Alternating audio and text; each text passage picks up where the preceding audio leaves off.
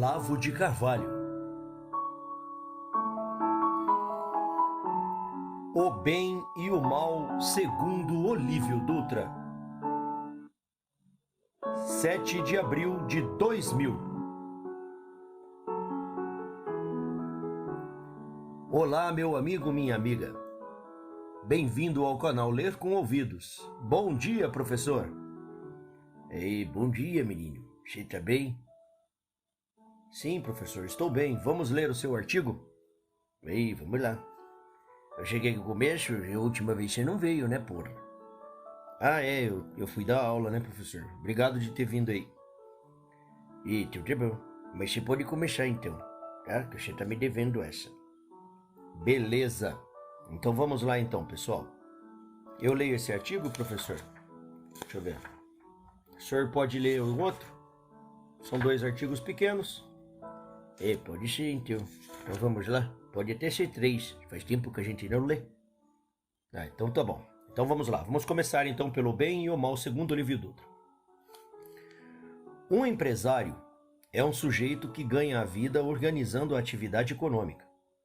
Ele acumula um capital, investe, ganha, paga suas dívidas para com os fornecedores, os empregados e o Estado. E no fim, se tudo dá certo, tem um lucro. A quase totalidade do lucro é reinvestida no mesmo ou em outros negócios. Uma parte ínfima ele pode gastar em benefício próprio e da família. Se seu negócio é muito próspero, mesmo essa parte ínfima basta para que compre mansões, iates, jatinhos e jatões, carros de luxo, cavalos de raça e tenha, se é do seu gosto, múltiplos amantes. Em geral, contenta-se com muito menos. Um político de esquerda é um sujeito que ganha vida tentando jogar empregados contra os empregadores. Ele mostra aos operários os aviões, os cavalos de raça e os carros de luxo do patrão e grita: "É roubo!" No começo, faz isso de graça, é um investimento. Assim como o empresário investe dinheiro, ele investe em insultos, gestos, caretas de indignação, apelos à guilhotina. Em troca, dão-lhe dinheiro. Vive disso. Quando alcança o sucesso, pode dispor de mansões, iates, jatinhos e jatões, carro de luxo, cavalos de raça, amantes em quantidade não inferior às do mais próspero capitalista. Ai, que bosta, hein, professor? É, pois é, eles fazem a mesma coisa. Tanto a atividade do empresário quanto a do político de esquerda pode ser exercida de maneira honesta ou desonesta. O empresário pode dar golpes em seus fornecedores, vender produtos fraudados, sonegar o pagamento devido aos operários. Ou então pode pagar tudo direitinho e vender produtos bons. Do mesmo modo, o político de esquerda pode possuir sob ameaça aterrorizadas. Do mesmo jeito, o político de esquerda pode desviar dinheiro público, utilizar-se indevidamente dos imóveis do Estado, possuir sob ameaças aterrorizadas empregadinhas domésticas, como fazia Mao Tse-tung. Ou então pode fazer tudo dentro da lei que ele próprio instaurou e ser incorruptível como Robespierre. A diferença... sobre o professor. Ei, que foi? Sobre Robespierre, pessoal, acompanhe a leitura neste canal do livro Revolução Francesa, de Pierre Gachot. Tem um capítulo específico só sobre Robespierre, ok? Está narrado neste canal. Vá, abra de playlist e pesquise lá, beleza? Parabéns. Pierre Gachot é um excelente autor para se estudar a Revolução Francesa. Pois é, eu li. E já falei parabéns. Continua. Tá bom. A diferença é a seguinte. Da atividade do empresário, mesmo o mais desonesto, resultam sempre uma ativação da economia, uma elevação da produtividade, a expansão dos empregos. Esses resultados podem vir em quantidade grande ou pequena, mas têm de vir necessariamente pela simples razão de que empresa consiste em produzi-los e nada mais. Da inatividade do político de esquerda, mesmo o mais honesto, resultam sempre em um aumento do ódio entre as classes, o crescimento do aparato estatal, que terá de ser sustentado pelos padrões com dinheiro extraído dos empregados e consumidores, a politização geral da linhagem, que transformará todos os debates em confrontos de força e, em última instância, desembocará num morticínio redentor. Esses resultados também podem vir em quantidades grandes ou pequenas, mas virão necessariamente, pois política de esquerda consiste em produzi-los e nada mais. Um empresário, honesto ou desonesto, está no auge do sucesso quando pode, sem prejuízo de seus investimentos, comprar mansões, iates, carros de luxo, jatinhos, jatões, etc. Ele alcança isso quando se torna um mega empresário. Para chegar a esse ponto, tem de deixar em seu rastro fábricas, bancos, plantações, jornais, canais de TV e mil e um outros negócios dos quais vivem e prosperam milhares de pessoas.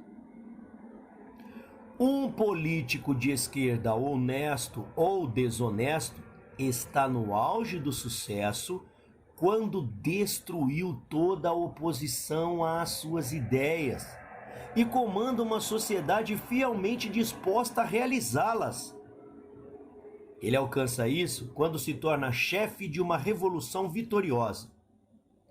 Para chegar a esse ponto, tem de deixar em seu rastro milhares ou milhões de cadáveres, edifícios destruídos, plantações queimadas, órfãos e viúvas vagando pelas ruas, fome, miséria e desespero. Caramba, professor. Esse é o resultado, né?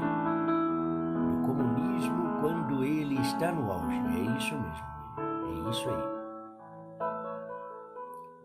O governo Olívio Dutra acha que é imoral ser empresário e que é lindo ser um político de esquerda. Ele não tem maturidade intelectual suficiente para perceber que o sucesso final de um empresário, mesmo desonesto, traz sempre mais bem do que mal. E que o sucesso final de um político de esquerda, mesmo inflexivelmente honesto como ele, produz uma quantidade de mal acima do que qualquer bem poderá jamais reparar. O governo Olívio Dutra, como qualquer outro político de esquerda, tem uma consciência moral deformada por um falso uso da linguagem. Ouviu dizer na infância, lucro egoísta, justiça social, e impregnou-se de tal modo nesses símbolos verbais do bem e do mal que pôs sua vida a serviço do que lhe parece uma nobre causa. Combater as coisas que têm nomes feios e louvar as que têm nomes bonitos. Uma coisa que criou as nações mais prósperas e livres da terra deve ser muito má, pois tem o nome hediondo de lucro egoísta. Uma coisa que matou 100 milhões de bodes expiatórios e reduziu a escravidão e a miséria 1,5 bilhão de outros inocentes deve ser ótima, pois leva o belo nome de justiça social. Romper a unidade mágica de nomes e coisas é uma operação dolorosa. Custa vergonhas e humilhações à mente altiva, mas é o preço da maturidade. No julgamento são do homem maduro os espoldaios via Aristóteles a única esperança de um governo justo, de predomínio ainda que relativo e precário, do bem sobre o mal. Não existe bem onde não existe amor à verdade. E não existe amor à verdade onde uma mente obstinada se apega ao instinto pueril de julgar as coisas pelos nomes que ostentam. O problema do governador Olívio Dutra, assim como de milhares de pessoas que pensam como ele, já foi diagnosticado por Jesus Cristo 2 milênios atrás. Na verdade, amais o que deveríeis odiar, e odiais o que devíeis amar. Eles pecaram contra o Espírito, protegendo-se por trás das belas palavras, contra a visão das realidades feias, e receberam como castigo exatamente aquilo que perdiam. A cegueira forçada tornou-se espontânea. E hoje sua moralidade invertida lhes parece a atitude mais natural do mundo, a única maneira possível de julgar as coisas. O caminho do bem, fora do qual tudo é perdição e lucro egoísta. Não creio sequer que vale a pena rezar para que despertem. Eles não despertarão enquanto não enviarem milhões de seres humanos para o sono eterno. Poxa, professor, que artigo, hein? Você gostou, menino? Gostei, professor. Muito bom. Pois eu escrevi há 23 anos atrás essa porra e o pessoal, tem gente que ainda não entendeu, né? Pois é. Bom, o senhor vai ler o próximo? Vamos lá. Sim, vamos lá então. Dinheiro e poder. Bom, gente, eu escrevi isso no Jornal da Tarde no dia 16 de setembro de 1999. Faz 24 anos, né? Vamos lá então. Abaixa essa porra dessa música. Muito bem. Sempre que ouço um político de esquerda verberar em tom profético a cobiça capitalista, pergunto-me se ele imagina mesmo que o anseio do poder é uma paixão moralmente superior ao desejo de dinheiro. Ou se simplesmente finge acreditar nisso, porra, para se manifestar de santinho, hein? Evidentemente não há terceira alternativa, hein? Nenhum militante esquerdista quer fazer uma revolução só para depois ir para casa viver como obscuro cidadão comum da República Socialista. Hein? Cada um deles é, por definição, gente, o virtual detentor de uma fatia de poder no estado futuro. Hein? Bem, essa é, entre os adeptos de um partido, a única diferença entre o militante e o simples eleitor, tá certo? Agora, ao assumir a luta revolucionária, gente, o mínimo que um sujeito espera é um carguinho de comissário do povo, hein? Afinal, não teria sentido que, após ter arcado com a responsabilidade de líder ativo na destruição do capitalismo, desse menos de si a construção do socialismo. O mesmo, é claro, aplica-se mutatis mutandis aos militantes do fascismo ou de qualquer outra proposta de mudança radical da sociedade. Olha, eu enfatizo o socialismo pela simples razão de que no Brasil de hoje não há um movimento de massas de inspiração fascista, tá certo? Toda militância revolucionária é, pois, inseparável da ânsia de poder, gente. E é preciso um brutal descaramento ou uma inconsciência patológica para não perceber que essa paixão é infinitamente mais destrutiva que o desejo de riqueza, porra. A riqueza, por mais que as abstrações dos financistas tentem relativizá-las, tem sempre um fundo de materialidade. Casas, comida, roupas, utensílios, que faz dela uma coisa concreta, um bem visível que vale por si, independentemente da opulência ou miséria circundantes, não é isso? Agora, já o poder, como bem viu Nietzsche, não é nada senão é mais poder. Isto é a coisa mais óbvia do mundo, porra! Por mais medida que esteja pelas relações sociais, a riqueza é, em última instância, domínio sobre as coisas. O poder é domínio sobre os homens. Um rico não se torna pobre quando seus vizinhos também enriquecem, mas um poder que seja igualado por outros poderes se anula automaticamente, pessoal.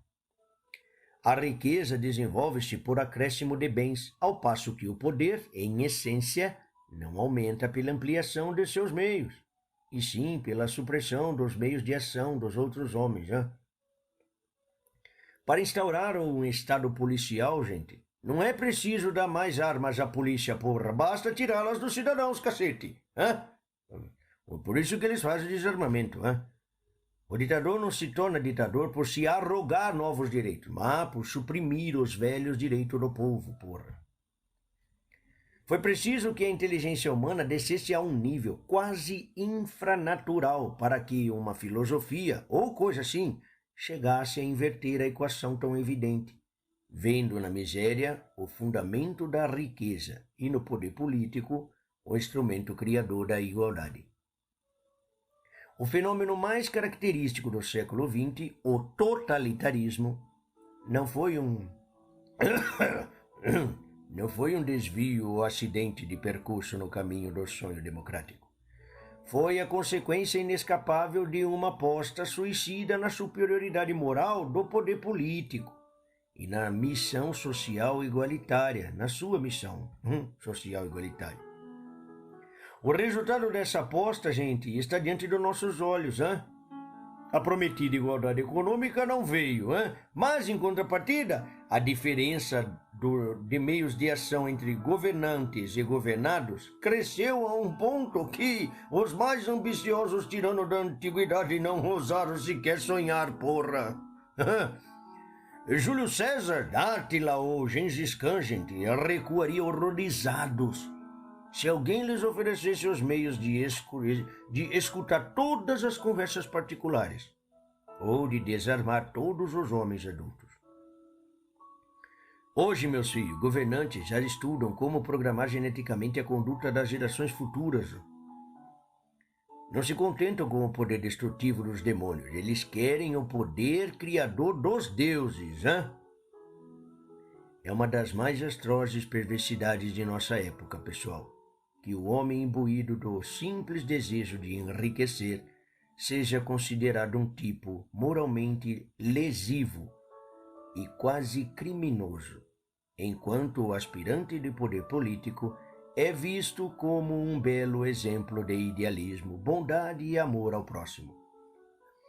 Um século que pensa assim clama aos céus para que lhe enviem um Stalin ou um Hitler.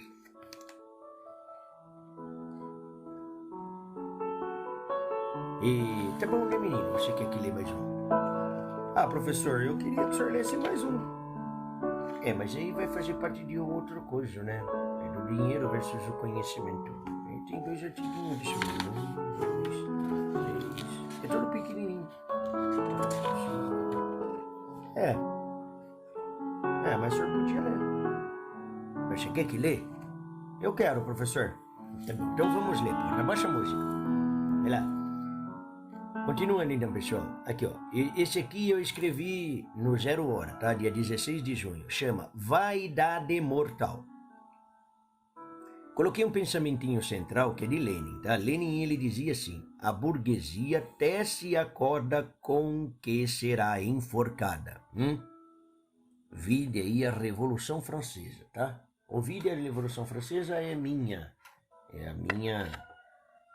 É porque Lenin veio depois. Vamos lá, então. No Brasil, qualquer sujeito que tenha algum dinheiro no bolso, e principalmente na bolsa, acredita-se, por isso, Ser um conhecedor do mundo, um dominador dos segredos mais íntimos da mente humana, da história, da sociedade e do poder, né? Mesmo devido ao acaso, à ajuda dos amigos ou a um pai generoso, sua vitória financeira lhe parece uma prova incontestável da velocidade das suas ideias e da sabedoria das suas preferências, né? Baseado nessa convicção, gente, acredita poder opinar com razoável certeza sobre uma variedade de assuntos, sem necessitar para isso de estudos longos e dificultosos, né? Bastando-lhe, na mais estafante das hipóteses, uma lambida no noticiário do dia e uma rápida inspeção dos últimos best-sellers aclamados pelo New York Times, né? Esse é o perfeito idiota opulento que os intelectuais de esquerdas utilizam para subsidiar a revolução cultural, porra, destinada a preparar a destruição da classe dos idiotas opulentos, né? Bem, a vaidade suprema desse tipo de indivíduo, gente, é mostrar que não é apenas um grosseirão materialista e voraz, mas uma alma superior, uma mente aberta.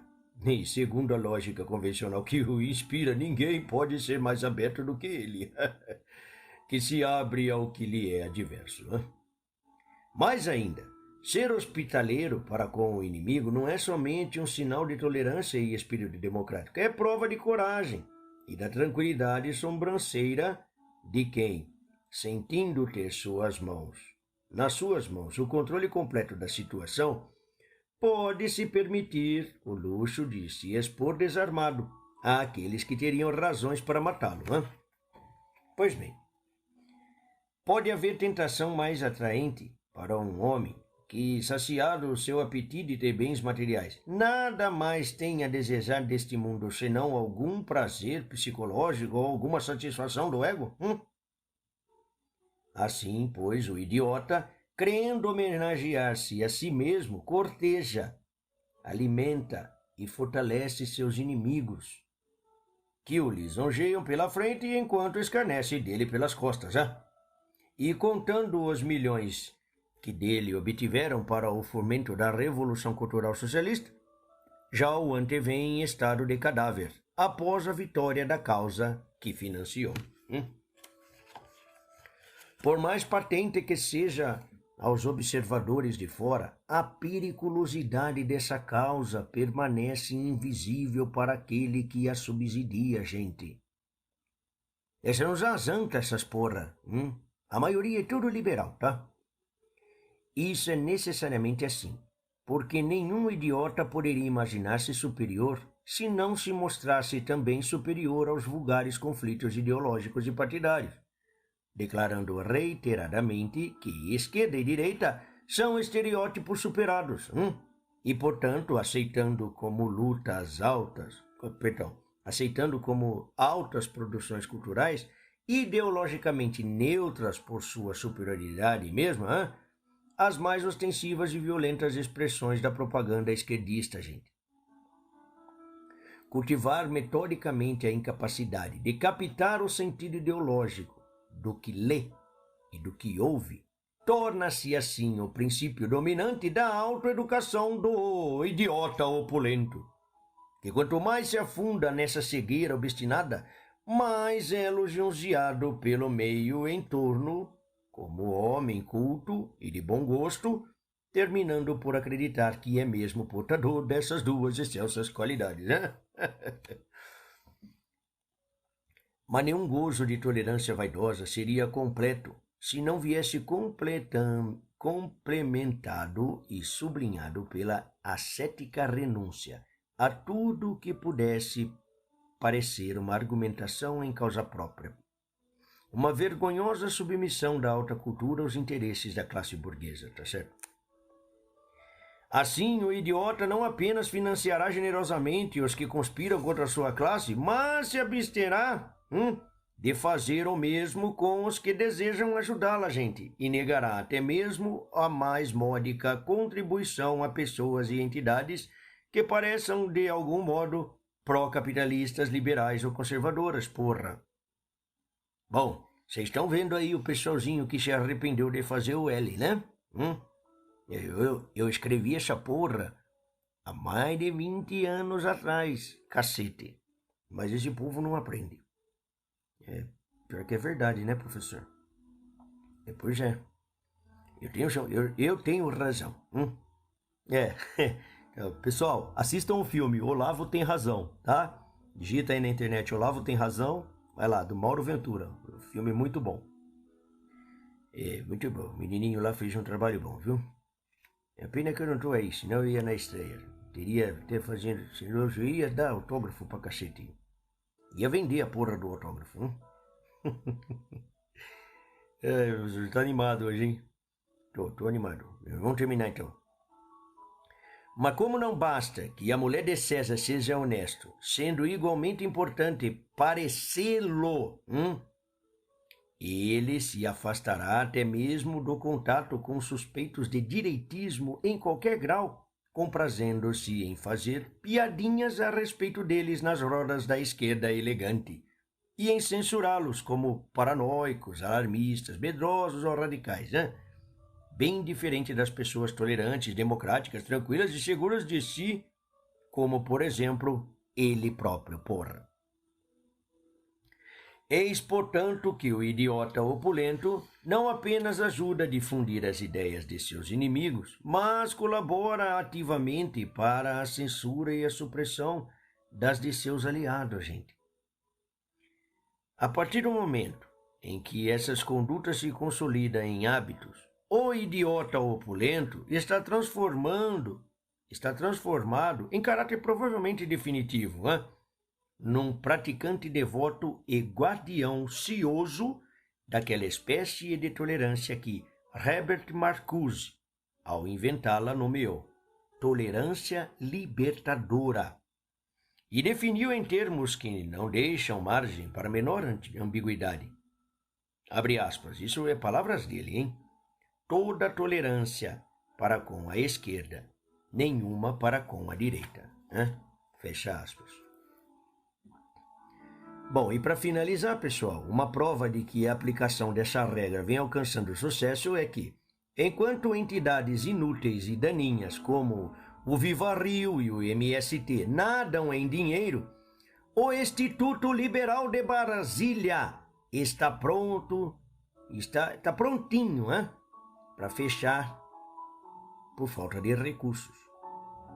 E não faltam imbecis para imaginar que os institutos liberais representam o poder da alta finança, enquanto aquela dupla de instituições perversas e suas inúmeras congêneres personificam o povinho inerme em luta contra os poderosos.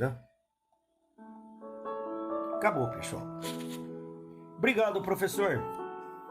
Obrigado, pessoal, por estarem aí, por ouvir, tá bom? Se vocês quiserem ouvir este livro desde o começo, vá à aba da playlists, tá? Todos estes artigos estão no livro O Mínimo que Você Precisa Saber para Não Ser Idiota. Estamos lendo aqui por artigos. Muito bom. Tchau, pessoal. Fiquem com Deus. E agora eu quero aquele suquinho de laranja. Eu vi você fazer suco de laranja ontem. Sim, professor. Tá lá na geladeira. Tá com pouco açúcar. O senhor gosta de açúcar? Não. Quero assim mesmo. Tchau, pessoal. Fiquem com Deus. Até a próxima. Vem cá, professor.